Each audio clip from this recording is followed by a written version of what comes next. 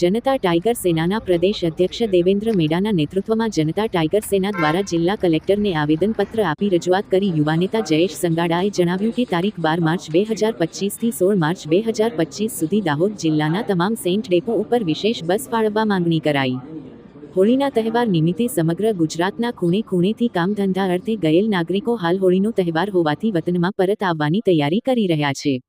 દાહોદ જિલ્લામાં આખા વર્ષમાં ફક્ત હોળીના મહિનામાં લગ્ન સિઝન હોય છે, જેથી સુરત, અમદાવાદ, રાજકોટ, વડોદરા, ભાવનગર જેવા મુખ્ય 5 બસ સ્ટેન્ડથી દાહોદ જિલ્લાના ઝાલોદ, દાહોદ, ગરબાડા, લીમખેડા, સંજેલી, ફતેપુરા બસ સ્ટેન્ડ ખાતે રોજની વધારાની બસો ફાળવવા તથા આ દરેક સ્થાનિક બસ સ્ટેન્ડ ખાતે પીવાના ચોખ્ખા પાણી તથા છાનિયડા માટે મંડપ વ્યવસ્થા ફાળવવા માંગ કરાઈ.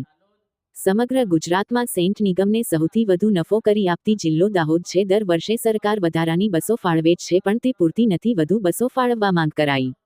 જ્યારે ચૂંટણી આવે ત્યારે સરપંચો, તાલુકા સભ્યો, જિલ્લા સભ્યો, ધારાસભ્યો, સાંસદ ગાડીઓ મોકલી પોતાના મતદારોને બોલાવે છે. જ્યારે હાલ જનતાને જરૂર છે ત્યારે કેમ કોઈ વ્યવસ્થા કરતા નથી.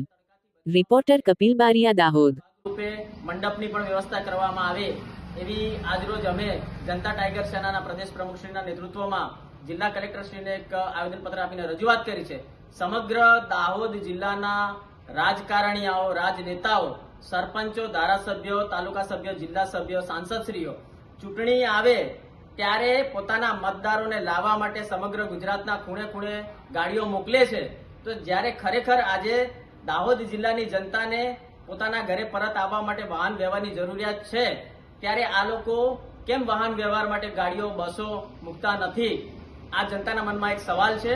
એટલે જનતા હવે જાગૃત થઈ છે અને આ ફક્ત મતનું રાજકારણ કરતા રાજકારણીઓને ઓળખી ગઈ છે. અને આજે અમે આ વિશેષ રજૂઆત કરીને આવનારા 5 દિવસ માટે વિશેષ બસ વ્યવસ્થાની માંગણી કરી છે.